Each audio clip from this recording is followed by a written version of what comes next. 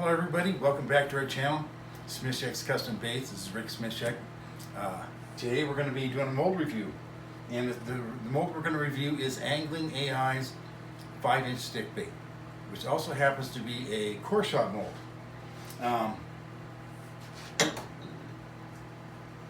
In this mold, it's a 5-cavity mold, and we have rods. We have these steel rods in here, okay? These steel rods are what make it so that we can shoot core shots, but they also present a unique challenge for this particular mold because the rods take up just over half the gate. When you put the rods in, the gate between the sprue and the bait cavity becomes just under half the size of what it was before, and it's a very thin ring around that rod. So that creates challenges in regards to having dented baits, the outer shell being dented. How I have gotten past that, I mean, I tried all different sorts of shooting it faster, shooting it slower, shooting it hotter, shooting it colder, and the only thing that really seemed to work and keep the dents away for me in these in the shells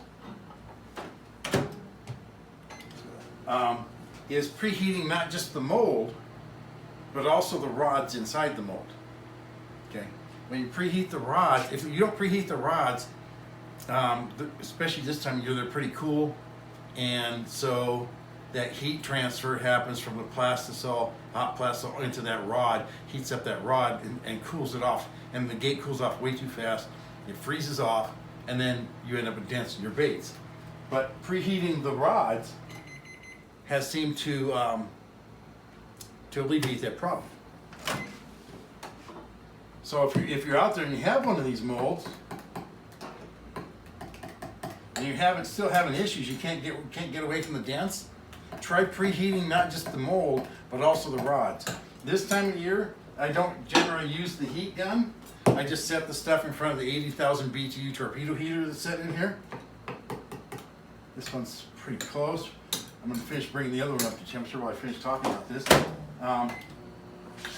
We're going to go ahead and close this and get ready to shoot it. I heated the injector off camera. I heated the mold off camera. We've actually turned the heater off because it gets pretty noisy when that thing kicks in. And we'll see how this turns out when we make this first shot. Almost ready here. Check the temperature too. Hey Dave, come on. There you go. See? All right. How are you doing here? Oh wow. Okay. Now this outer color it's almost a sand color, like hold on a second. We need to turn this up. Oops. There we go. Over here. Okay, now I can breathe again. Okay, this is about 325 or so, and that's perfect for shooting the outer core or the outer shell.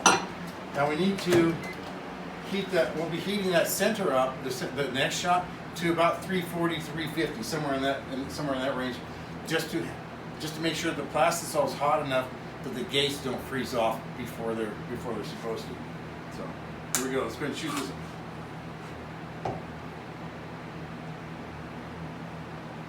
All right, it's full. Hold some pressure for a while, and on this one we want to hold pressure for a little longer than the 4 or 5 seconds that we do on most molds. Okay, that should be good. Holding the pressure helps ensure that those cavities stay full as they cool off. Okay, there's that. Let me check this stuff here. All right, this is pretty hot. We have to wait just a minute for this stuff here to cool down, and then when we open this mold, I'll turn the microwave back on again I don't want to do it now.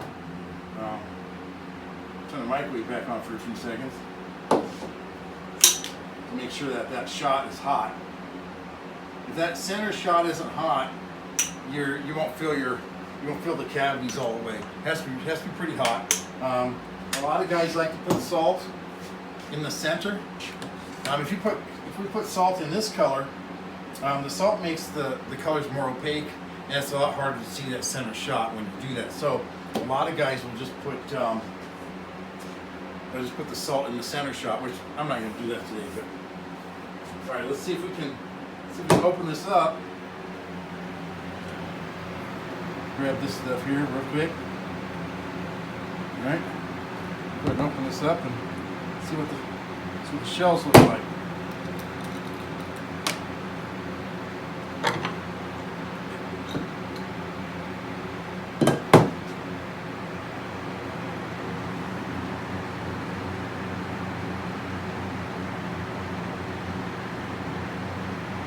Well, we don't have any dents. That's good. Just go ahead and start pulling them off the screws, off the rods.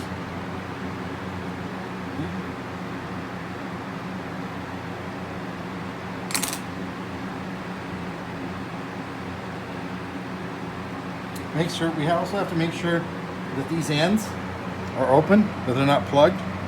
Make sure nothing. Okay, that's okay. That's good.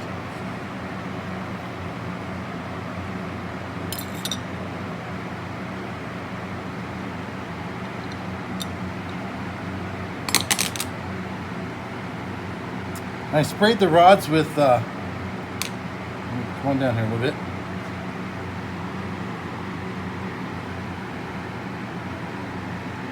I sprayed the rods with a cooking oil, Great Value vegetable oil, from Walmart. That makes the bait slide off the rods pretty quick, pretty easy.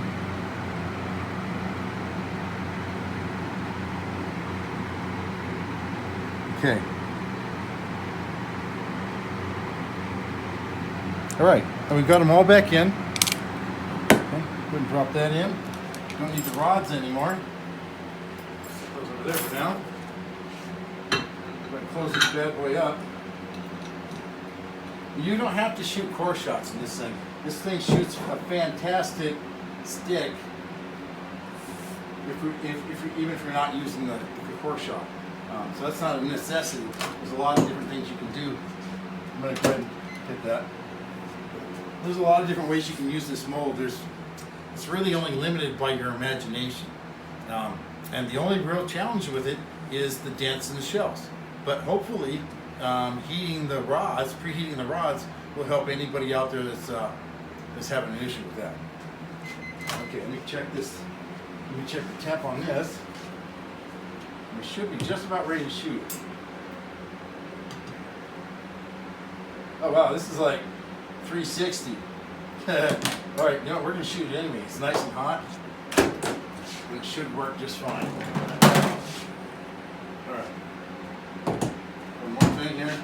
Set this up like that so I can make sure I get most of that into the ejector. All right, there we go. Here goes that shot. She's already full.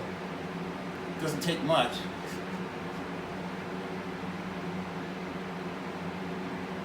All right. Now I did something that I didn't tell you about before I made the shot. We should end up with two of them where the tail didn't fill all the way, and that was intentional. When I first told Josh Clark that I figured out how to make hollow tails in these baits, he said, I wondered when somebody was going to figure that out. So I kept it a secret until I saw some guy on Facebook pasting pictures everywhere of that exact same thing. So the secret's out. So now we can show it on camera. All right, let's go ahead and open up the mold. It should be okay now.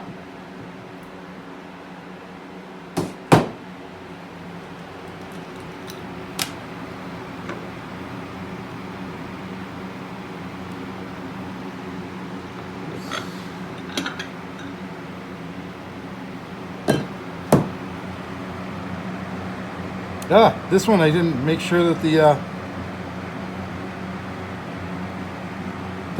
nose wasn't full because it didn't fill it at all. Boom. Okay. This one worked exactly the way it should.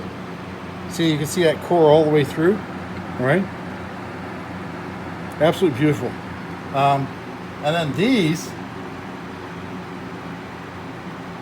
are going to my sample bags. That's hot. These are going to my sample bags for giving baits away. Guys seem to like to try these. Well, I have a few in my bait bags too, and they do work. You can see how the tails aren't full, right? And that's because when I laid the shell back inside the mold after taking off the sprue, I made sure that the tails got pinched in the mold.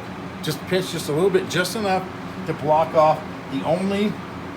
Once you put the shells back in, there's only one air vent left, and that's right out the end of the tail. And if you pinch that off, pinch the tail off, then the air doesn't have anywhere to go, and you end up with baits like this that'll float like this in the water. They'll stand up like that.